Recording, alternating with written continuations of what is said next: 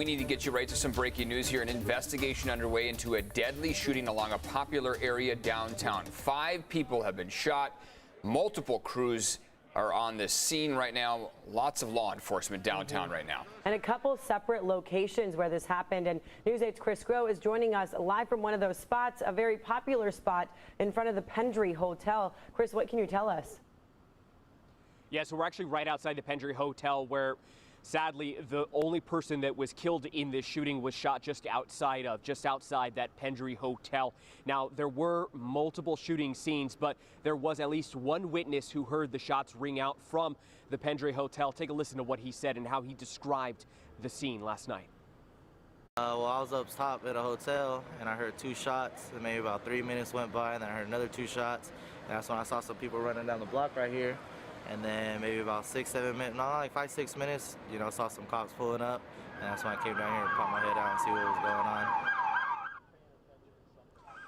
And it sounds like chaos all really last night, because it started off with what appeared to be an argument or some sort of fight between that first victim who unfortunately died after being shot and this shooter. And then after that, the suspected shooter then started heading up north and actually maybe even bumped or got into some sort of an argument with another group of people, and that's when he opened fire on them, wounding 4 of them. One of them thankfully had to be treated on the scene, was able to go home, but 3 of them taken to the hospital with what we're being told were non-life-threatening injuries. Now, the suspected shooter, I should say, was eventually taken down by police, was taken into custody after being tased.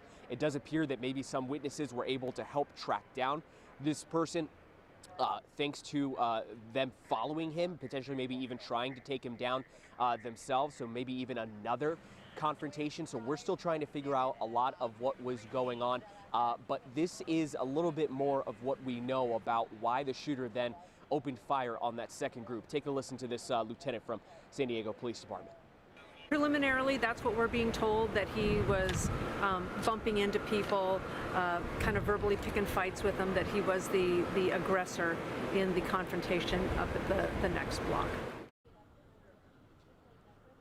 Now, the name of the shooter, the name of the victim have not been released as of yet. But what we can tell you about that victim who died is that he did appear at least to either work for the valet service there in front of the Pendry Hotel or for the hotel itself. That according to the police department. Again, they're still trying to sort through a lot of the details right now themselves. A lot of plainclothes officers out here right now, those being homicide detectives, as well as a lot of these patrol units as well too, trying to contain the scene, making sure that, look, even as early as this morning, there are quite a bit of people that walk around this area. So they're keeping this area pretty airtight right now, trying to contain the evidence because there are those multiple scenes.